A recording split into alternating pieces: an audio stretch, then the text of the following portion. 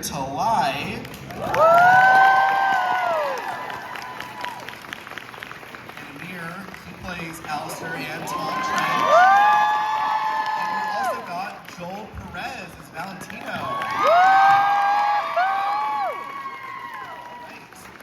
I feel like I'm in a school assembly right now. This is so strange. Students, settle down. Settle down, students. And the seniors. I'm the freshman. All right. This kind of is like a school assembly, right?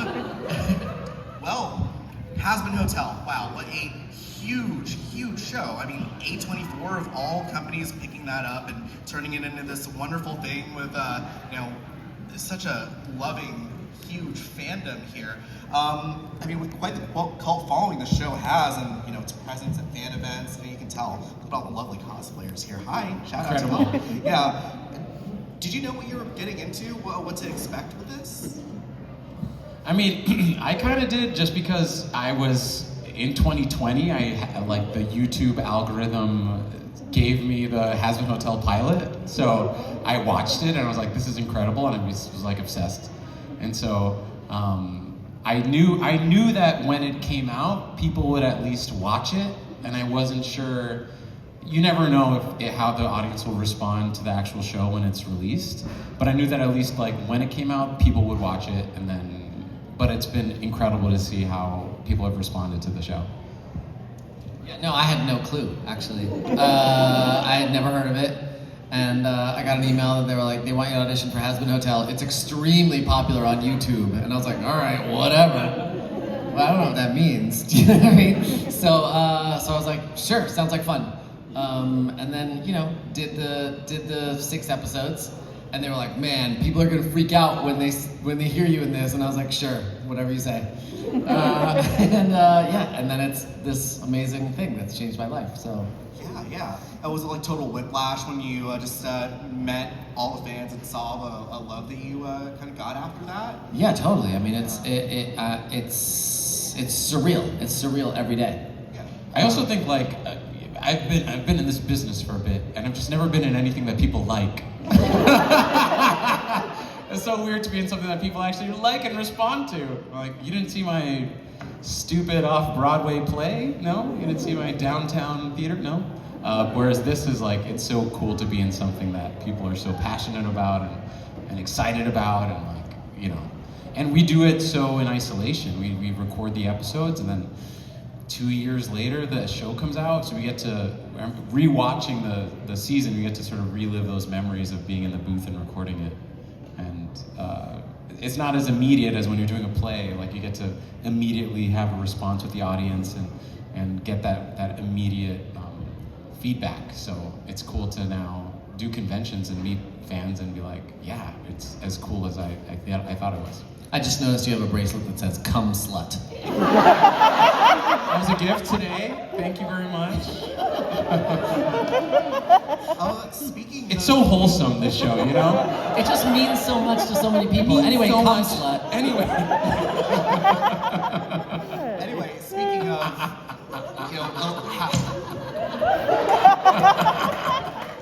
Anyway. I work in TV news. I'm not allowed to say fun words. I was like, this dude is, I don't know you, but I was like, this dude's way too wholesome to be honest. If I say words like "cum slut" on TV, then the FCC comes after me. So you guys get to do it. You're on Amazon, right? Yeah. So that being said, with such fun, colorful, vulgar words like "cum slut," as actors, you aren't really trained to be so vulgar. So what's it like to be able to, say all this kind of stuff? Is this the nastiest thing you've ever done? Well, Alastor doesn't really, you don't swear much, right? No. You said "fuck you," but like Yeah, that kind of bit. but But the stuff that Valentino says is insane. And so, and I think you definitely I don't know, when I'm recording the episodes, you kind of I'm in character, I'm just in the zone, and I'm they're all right, now improvise something, and I say insane shit, and then I read the script, and then when it's all over, and I'm on the subway back home, I'm wow, I can't believe I said all those things. My parents can never watch this show. But it's also awesome. I mean, it feels very, it feels kind of cathartic. It feels very like, at least a character like Valentino, he's like pure id. He's like complete, it's like all those things you like wish you could say, but I would never say that. And so it's kind of a fun experience to like get all that out, and then in a safe space, in a booth when you're like playing a character. But then often I feel like my brain has been slightly rewired because now I always think of like the most horrible things. So, I didn't think of horrible things until I met the fans. In a good way or a loving way? Very loving. So, Hazbin Hotel is part of this huge kind of universe, the Helliverse, and of course there's Hell of a Boss, which is actually how I got into all this. A friend of mine was a, what do you call it, not a script supervisor, a storyboard revisionist, on that show. And VivziePop, she has a huge, she's got a vision, a definite vision for all this. What's it like kind of working with her on some of these characters and trying to fit in this world that's already kind of been established and thought up for you? I mean, it's so exciting to be a part of a project that is wholly original. Like it is just not based on some pre-existing IP. I think that's part of why it's so exciting, is that it's really building from the ground up. And so as an actor and even as a writer myself, like it's really cool to be a part of something that is so much driven by Viv's vision, and that is just like, and it's so rare to have like a young woman in charge of a major piece of art, and for her to feel empowered and supported, and to have it be so incredibly appreciated and loved by fans is like, I always tell Viv, sometimes we'll sit back and just be like, it's insane that you did all this. Like you realize this, right? Like this is crazy, and it's so cool that fans are just so excited about it. And it's a really complex story. It's about redemption. It's about good and evil. It's on the surface, it's just about like horny potty mouth demons, you know? But then when you really sit back and think about it, it's about like who gets to decide who's good and bad? What are the stories we've been told our whole lives about what it means to be good?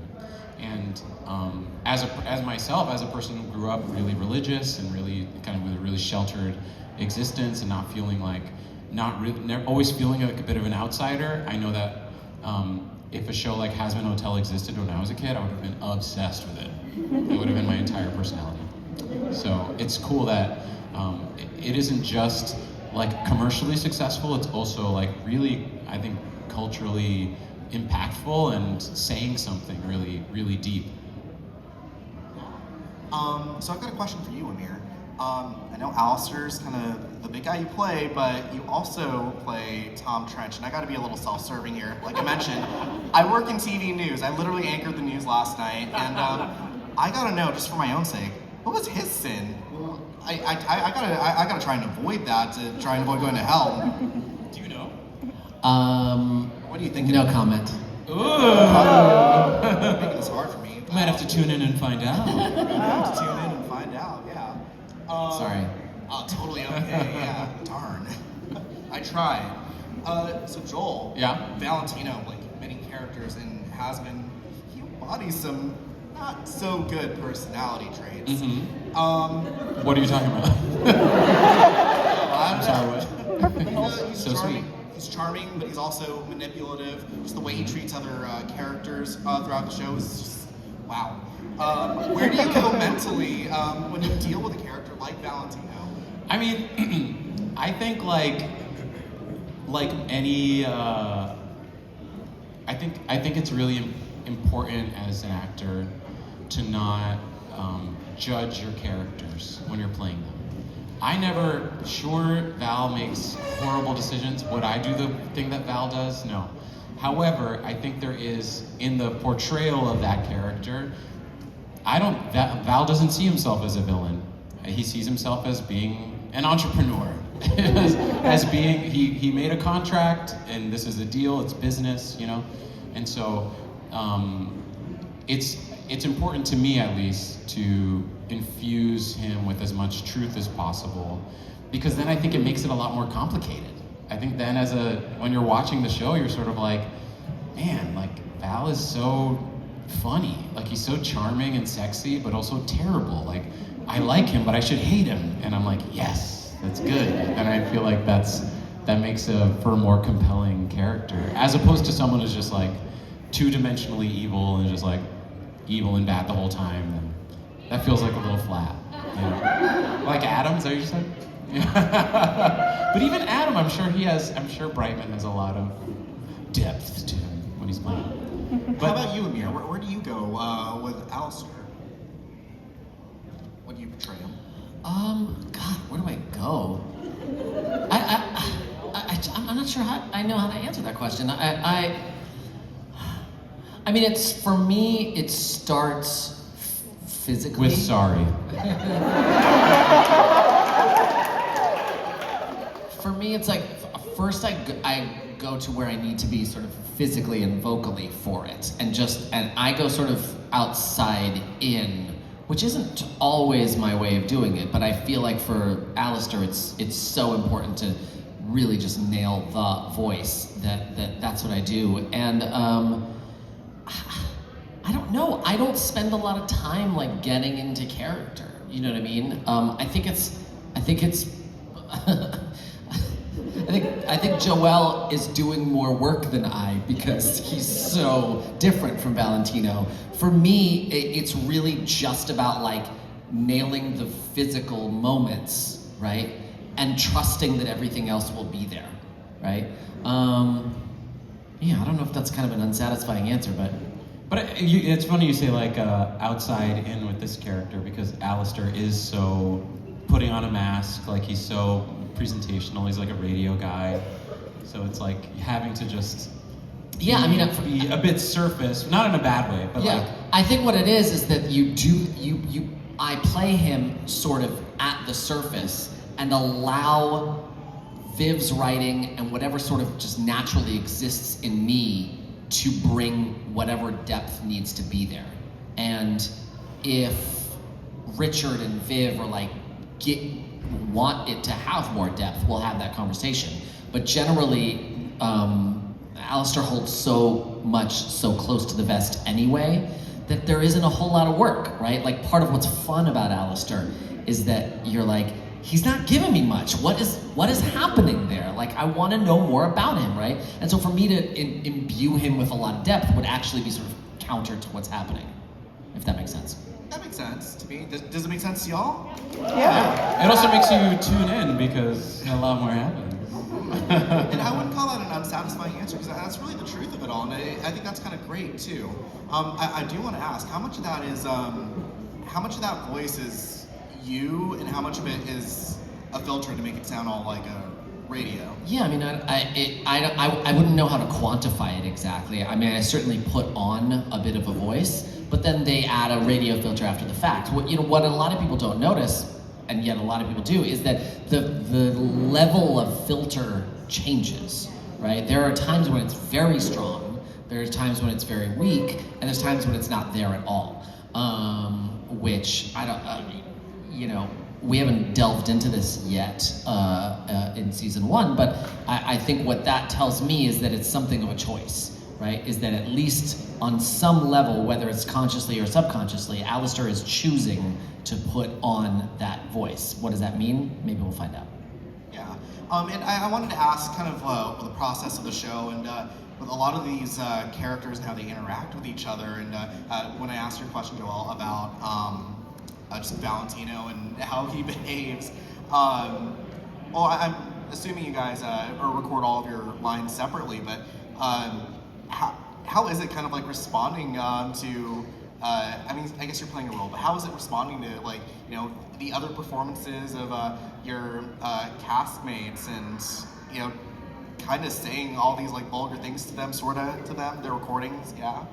I mean, it's pretty incredible that it seems so seamless, because you think that we're all in a room together doing the scenes together, but we are recording in isolation, and that's partially because we have great direction and great the team that Viv and Richard Horvitz, who's our voice director, kind of help us craft our performances. And then when you finally see it all put together, it's sort of like, wow, I could have sworn we were all in the room together. And it's something I miss because my background is mostly in theater, so we're usually in the room together creating stuff, and so there is something that feels less connected because we're recording so separately. But then you just trust that it's all going to come together in the end. And then it's fun when we do these conventions because then we just get to hang out. Like, man, we never get to hang out. And I do like that there's a lot of theater people in this, like yeah. Erica and Christina were both in Mean Girls, for example. I think it kind of brings an extra dimension to this because you have that perspective. How would you say like theater is, like kind of compare and contrast, how is acting in theater versus voice acting? Because I know there's a certain level of, I wouldn't say overacting, but on stage you have to act a certain way so they can see you from the balcony, but also when you're voice acting, you have to act a certain way so they can see what your emotions are without seeing your face or your hands, of course. How is that? I actually think they're very similar. I think they go kind of hand in hand because when you are on stage, you have to perform for like a big audience, and then when you're doing voice work, it's like you have to put the entire character in your voice. Like you can't rely on a gesture or like a subtle look, which you do on camera. Like it kind of feels like overacting when you're doing voice work. But the thing that is frankly that I feel is like the biggest difference between the two is the audience. Like when I'm doing a play, there's only a limited number of seats that are in a theater, and the show only runs for 1 month. So the amount of eyeballs that can actually like consume the show that you made is so limited. But then you do a show like Hazbin Hotel that has a global reach. It's like crazy. Like the amount of people that can consume it is nuts. It's inconceivable. It's crazy. Yeah. All right, I think we're just about ready here for audience questions. The format we're going to do is I'm just going to get down Nice. onto the floor and walk towards people. If you have a question, raise your hand, let me know. I do know one person here that I am going to go to first, because I hear you have something for Amir.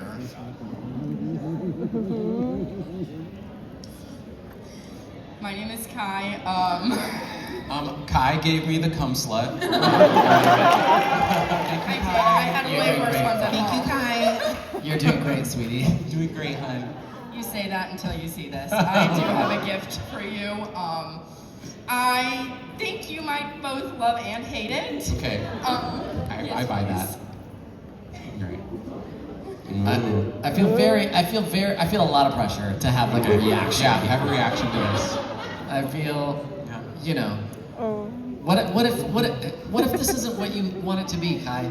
Oh no, it is. I mean, it might,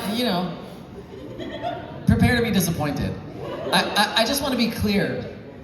Earlier today, I signed a mouse pad of Alastor's taint. So just I want to be clear. This may not shock me as much as you want it to. This might be your worst nightmare. Oh no. All right, here we go. Okay. This is Alastor. It's a 3D Alastor pregnant. He's very proud of himself. He's very proud of his belly. Sticking it way out. In case you can't see it, I'll recreate the pose a little bit. Sort of like this. Good job, Kai. You're doing great. Wow. Oh my god. What if I just pushed it right on the table? Like a cat. Just... How long did that take you, Kai? Not that long. My coworker made it, and apparently the conversation was bigger. Make it bigger. Bigger. Make the belly bigger. Bigger belly.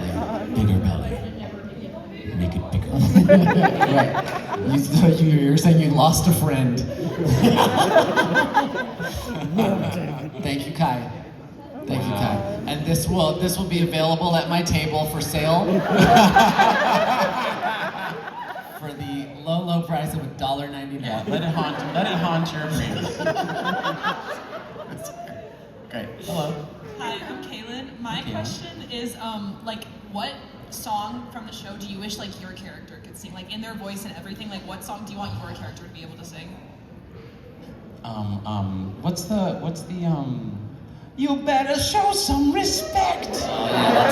Behavior. Mostly because it's Daphne Rubin Vega and she's incredible. No, same answer. Yeah. Alastor singing Respectless. No, that one is that Respectless? That's right. What was the other one? What's that? Out for love. That one's good too. Oh, Valentino. That's a bop too. That Alastor wouldn't be so good on Out for Life. But yeah, all right. So I was with you on one of your Streamly live streams, and you said that Alastor had gold teeth and he has a grill. I made a TikTok video of it, and it's like 1,000K views.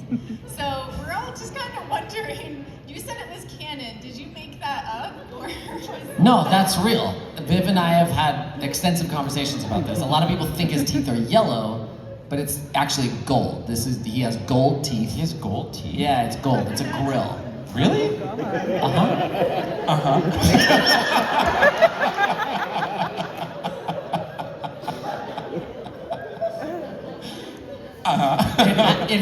Apollos, here's the thing. It hasn't been disproven. Well, everyone was like, well, why don't they shine like Angel Dust or Valentino? Yeah, that's what I'm saying. They went to a different guy. Alastor went to a different dentist. It's yellow gold. I was just saying he doesn't brush his teeth, Yeah, it's so nasty that gold. they don't shine. Yeah, again, It's this like thing about tarnished. him not bathing and not brushing his teeth It's I don't true. know where that started. That's actually very true. That is canon. I don't That know. actually is canon. Did you have a conversation with him about that? We did. We had like a big conversation about it. Really? We're like, yeah, like Alastor definitely doesn't shower. And that's, you'll learn about it. You know, It just strikes. He's a very impeccable fucking dude. He definitely bathes. It seems unlikely to me that he wouldn't bathe or brush his teeth. That being said, I want to be clear, you are never seeing him bathe in the show. So feel free to make of that what you will. What I make of that is that Viv isn't crazy and she's not going to show Alastor taking a bath. I hope you all are recording that, so when he eventually does take a bath in the show. Alastor taking a bath in Hazbin Hotel would break the internet. Yeah. A name and question. My name's Michaela, and my question is a lot more tame compared to theirs. So, there was a post recently by VivziePop about how now that there's crossover opportunities with Hell of a Boss and Hazbin Hotel, and I was really curious, with your characters, who are you most looking forward to crossovering with from the Hell of a Boss universe?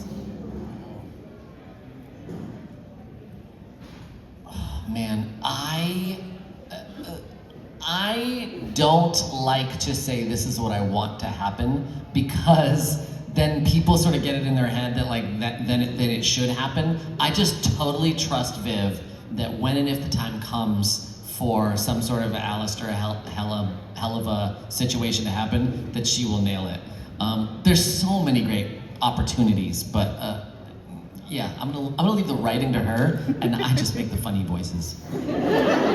I just feel like one of the more despicable characters in Helava is Stella. And so I feel like Valentino and Stella together, there's just gonna be like, that would just be bad. And I kind of want to see it. She's so much more like highborn, though. Do you know what I mean? Like, I know. Yeah, but you know that she probably would slum it. Yeah, true. She'd slum it with True. Val. Yeah, there's Well, I'd show her a good time. Yeah, for sure.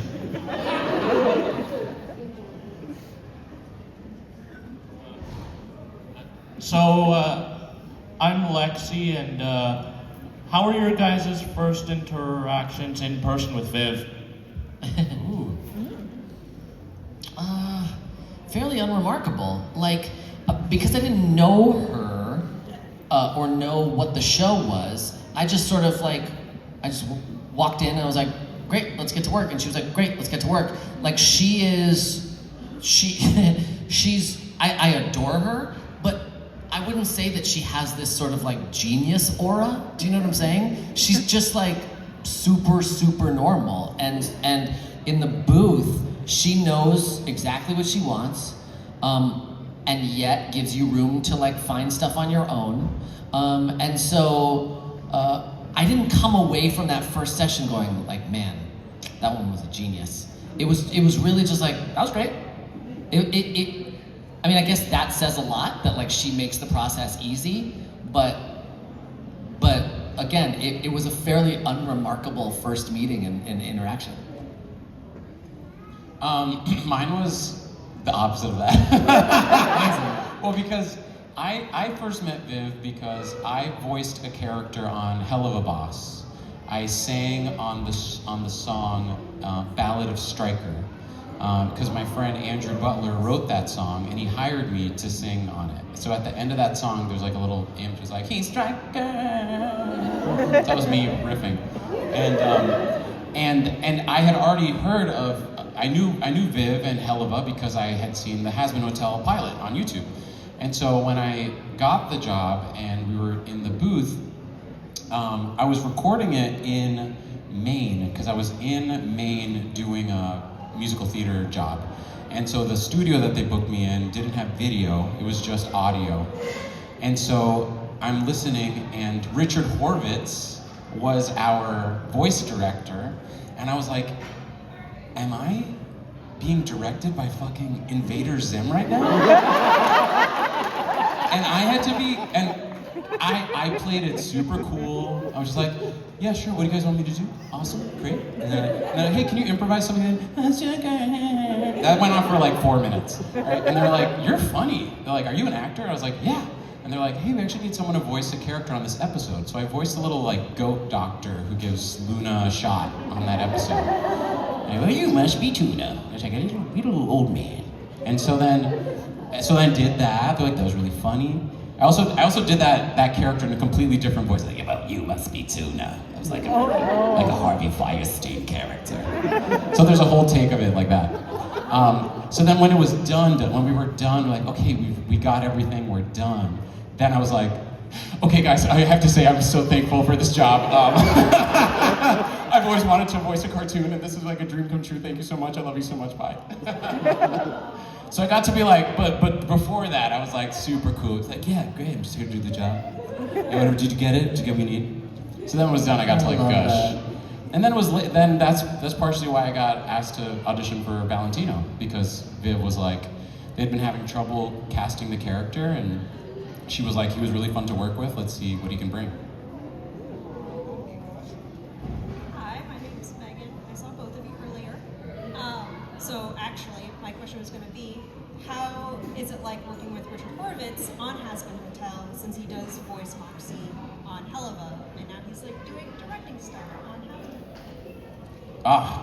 Working with Richard is great. I mean, he's an incredible director, and he's just a great resource. Like, I learned so much. Hazbin Hotel personally is my first job in animation in this way. So, that first season was a lot of me getting over imposter syndrome and being like, am I supposed to be here? Should I get this job? I don't know. Am I good enough for this? And him just being really supportive and honestly like kind of a great teacher.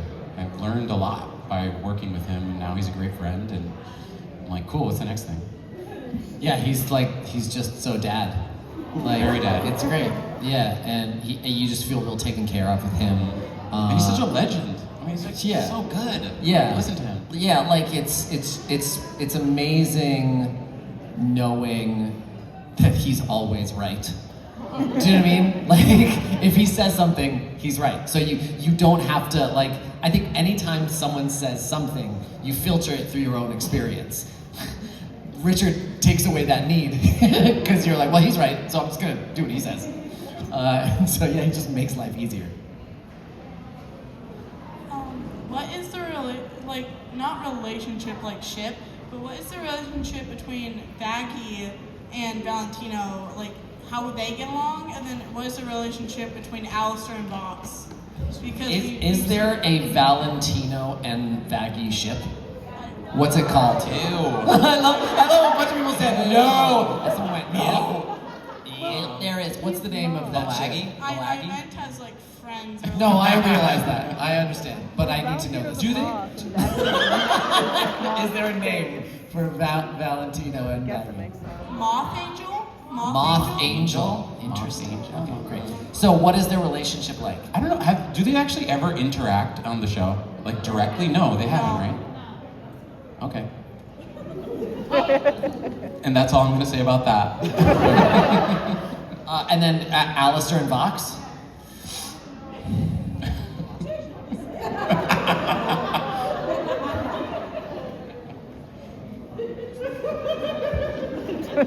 Okay. My name is- Tune in. My name is Isabella, and my question is, what was your guys' most impactful character moment, or the moment that made you just fall in love with your characters, and why? Mine was, and this wasn't even when we were recording it. It was when I was watching the first season, and Val is bedazzling his gun. Like, I was like, that is so stupid. Like, that is so funny. And like, after that moment, I was like, I love him. He's so stupid. Like, what? He's so chaotic. He's just like bedazzling a gun. I was like, that also just like encapsulates him so well. For me, it was all of the stuff with Lucifer, because it was really when he, way more than the stuff with Vox, leaned into like his bitchy side, and Lucifer sort of pushing his buttons more than anyone had up to that point, and feeling that for Alastor was really fun, and I was like, God, I love that color, and so that was a big moment for me that I really felt dialed into that part. All right, we're gonna hit the other side here. I just want to remind everyone that it's the last 10 minutes of the panel, so we keep your questions a little bit short. That way we can fit in as many people as possible here. If there's anyone who's, actually there are a lot of young kids here, wow, at this panel. But if there's anyone, any little kiddos who want to ask questions, ask your parents. But if you want to ask questions, raise your hand. What's up, Scooter? I'm Scooter. If you could take your characters and drop them into any other show just purely for the chaos factor, what might you pick? There's a show, I don't know if you guys have heard of it, it's called SpongeBob. SpongeBob. I feel like that'd be fun. If Valentino somehow got like dropped into like the Real Housewives of Atlanta, or like some sort of like terrible reality TV show, and he's like, I didn't come to make friends. I came to cause chaos. Someone No, fucking... the Real Housewives of Miami. That's the one. Yeah, he would be. Oh, Someone make a fucking edit of that. That is great. This is the second time Real Housewives has come up today. And Wow. I think that's just going to be the pattern. Yeah, It's it a happened cultural last panel. institution. Yeah, we need one at the next panel. All right, Nate, question. Hi, I'm Hex. I met y'all earlier. Best question I could think of, what is some advice you would give to someone either wanting to get into voice acting or just starting out? Go to iwanttobeavoiceactor.com. Thank you so much. I think like many people, when you talk to a lot of voice actors, like voice acting is just like one facet of your entire artistic career as an actor. So I think like the most thing I'd focus on is the acting, just like be good at acting, and then voice acting is just like one of the things you audition for. And so yeah, like no one sets out. It's so interesting. Like a lot of fans of the show are like, oh, that looks fun. I'm going to do that. I'm going to be a voice actor. There is not a single successful actor in the world who set out to become a voice actor. We all set out to become actors. We did everything. And then we got funneled because of various reasons to voice acting. Or we ended up on a show that was a fucking cultural phenomenon, and that's what people care about. But we all do everything. And so there's a lot of people that say, like, I would love to make money by just being by myself in a closet with a microphone. And I'm sorry to tell you that that's not how it works. Do you know what I mean? Like, a lot of people think, I didn't get that. But to Joel's point, like, you have to be a great actor to be successful as a voice actor. It's not about, I can do lots of different pitches. I can do lots of different voices. You gotta be a great actor. You gotta be great at listening. You gotta be great in a room with other people. If you're like, I wanna be a voice actor because I don't like to be around other people, you're gonna fail as an actor. You know what I mean? Yeah. Obviously not saying that about UX, but that's a lot of people's thinking about voice acting. Right now, we've got another question here, but I think you also yelled out, tell that to Matt Pat. Matt Pat's 1 in a million, I'll say. All right. I don't know who that is. My name is Alex, and my question, what I thought was interesting in the show was how much Alastor seemed to hate Lucifer. Why is that? Does that have anything to do with Great question. Next question, please. Tune in and find out.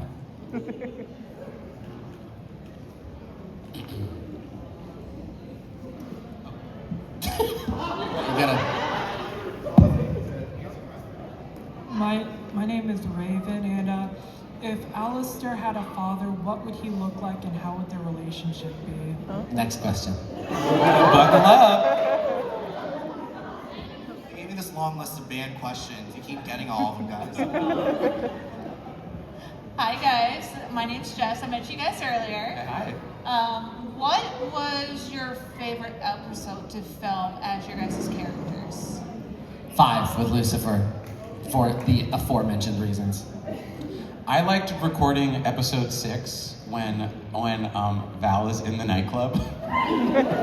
Just because a lot of that was improvised. And I didn't know that it was gonna be very heavily animated. So I said terrible things. And also his outfit in that is my favorite. I agree. Hi guys, my name is Erica, and Valentino has taken over my life in a way that I didn't expect. Like, people will say, I'm coming, and I'll be like, not off camera, you're not. It's the new That's What She Said. See? Yeah. And followed by That's What She Said. Yeah. And then, has it seeped into your life too? Have you, like, seen Oh my God. yourself? All the time I'm like, not off camera, you're not. I'm like, this is so inappropriate. Why? He says it so much. Why is this happening? And I've actually told that to Viv. I was just like, I need you to know that I think you like rewired my brain because now it always goes to like these horrible places. And it's like, I never thought like this before. Hey there, my name's Richard. Do you guys know if the next season is going to be 6 episodes, or are they going to up the episode count by chance? 6 episodes? It was saying how many episodes in season 2? Yeah, season 2 going to be more episodes, or what's that? To be determined. No, I don't think it's, no. We know. We know, we can't say. I thought it was confirmed that it'd be like. I know. Talk to Daddy Bezos. If we say something, they repel from the ceiling and murder us. My name is Titania. I was wondering if you have a favorite ad-libbed line. Oh, ad-lib line. Oh, it's like, you can't say that, there are children here. Sounds like, you're gorgeous. You're gorgeous, you need a job. How many can you, yeah. Joel, I just want to point out.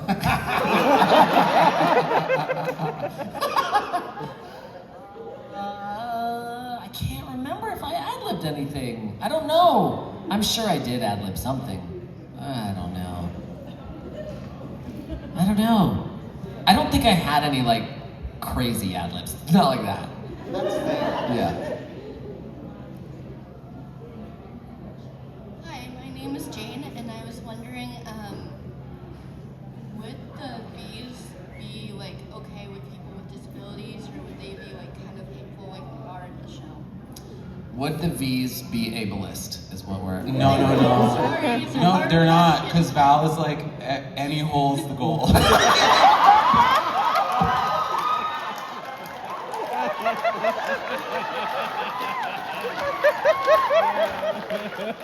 See, that's what I'm talking about. I don't used to think that way. Oh my god.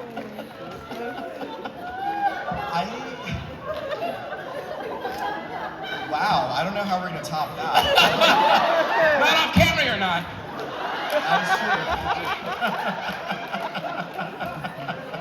I think we've got time for just one more question here. Let's see. How about you?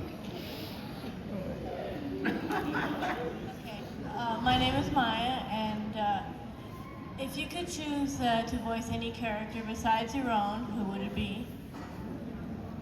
Mine is Sir Pentious. I love Sir Pentious. Yeah, Pentious is so fun to do, but also like Adam is such a fucking aggro prick. It's just like it just feels like I just feel like I'm gonna say this. I imagine Alex Brightman just holding his dick in the booth. just he's like, yeah, I'm doing this part, I'm doing this. I just feel like he's gotta be having the most fun. Wow. Oh my god. Are you old enough to watch the show?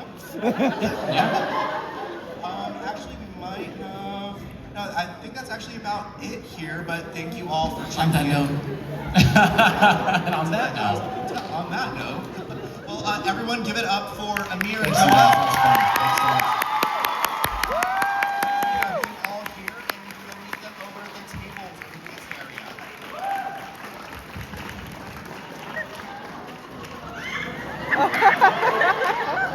What's that one out for? $1.99? Is that what you said? $1.99, $1.99? I'm sure he'll cherish it. Yeah.